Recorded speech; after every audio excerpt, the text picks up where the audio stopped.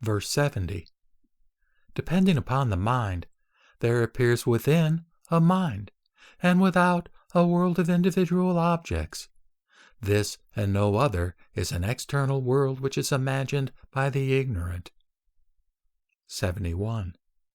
This heap of bones, the Buddha image, the analysis of the elements, these are subjects of meditation. By means of mental images, good students handle the various aspects of the world. 72. Body, abode, and property are the three representations seized upon as objects. The will, the desire to hold, the discrimination of these representations are the seizing agents. 73. As long as those philosophers who get confused in their reasonings and who are unable to go beyond the realm of words distinguish the discriminating from the discriminated, so long they do not see the truth of suchness. 74.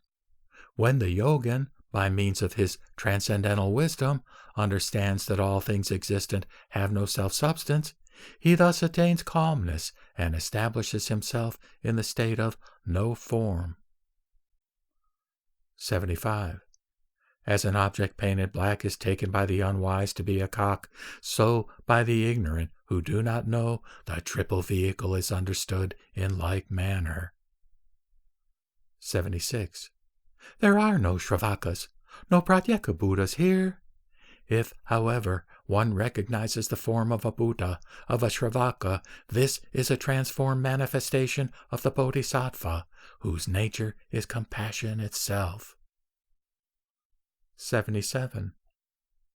The triple world of existence is no more than thought construction, which is discriminated by the twofold svabhava of imagination and relative knowledge.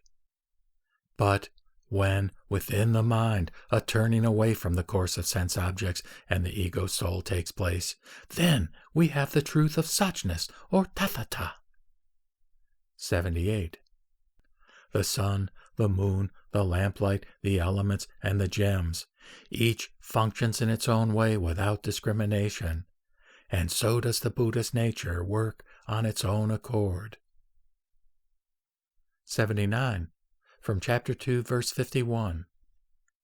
After my passing, who will be the upholder of the doctrine? How long should the teacher abide? How long should the teaching continue? 80. Things known as defiled or as pure are like hairnets, that is, wrongly perceived by the dim-eyed. They really have nothing to do with such notions as birth, abiding, and disappearance, or as eternity and non-eternity. 81. It is like a drugged man, whoever he is, who sees the world in golden colors.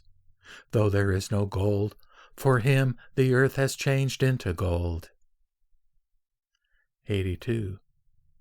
The ignorant, thus defiled since beginningless time with the mind and what belongs to it, apprehend existing things to be really such as they appear to be, though in fact they owe their origin to Maya or a mirage.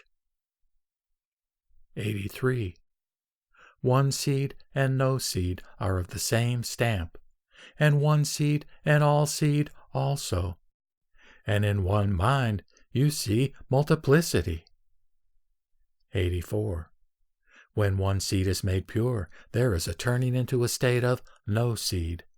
The sameness comes from non-discrimination. From superabundance there is birth and general confusion, from which there grows a multitude of seeds. Hence the designation all seed.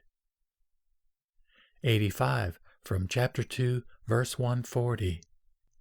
Nothing whatever is born or ceases to exist by reason of causation. When causation is discriminated, there is birth and cessation. 86. From chapter 3, verse 52. The triple world is no more than thought construction. There is no reality in its self-nature.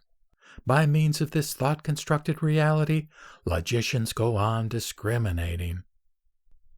87. When the self-nature of existence is understood, there is no need of keeping off the delusion. No birth is the self-nature of existence.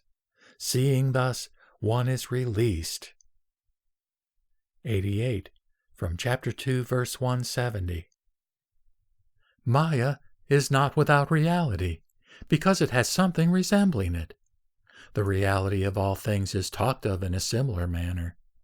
They are unreal, like a lightning flash, appearing and disappearing quickly, and therefore they are regarded as resembling Maya. 89. From chapter 2, verse 144. There is nothing that is to be born, nor is there anything that has been born. Even causation is not. It is because of worldly usage that things are talked of as existing. 90. From chapter 2, verse 141. It is not to keep off the idea of birth and disappearance which takes place in causation. It is to keep off the wrong imagination as to causation, which is cherished by the ignorant. 91. From chapter 3, verse 48. There is no self-nature, no thought construction, no reality, no alaya vijnana. These, indeed, are so many discriminations cherished by the ignorant, who, like a corpse, are bad logicians. 92. From chapter 2, verse 136. When those who are born of the Buddha see that the world is no more than mind itself, they will obtain a body of transformation, which has nothing to do with effect-producing works, but which is endowed with the powers, psychic faculties, and self-control. 93. When the mind is evolved, forms begin to manifest themselves. Really, if no minds, no forms. The mind is due to the accumulation of delusions since beginningless past. Then the yogin, by his transcendental wisdom, sees the world shorn of its appearances.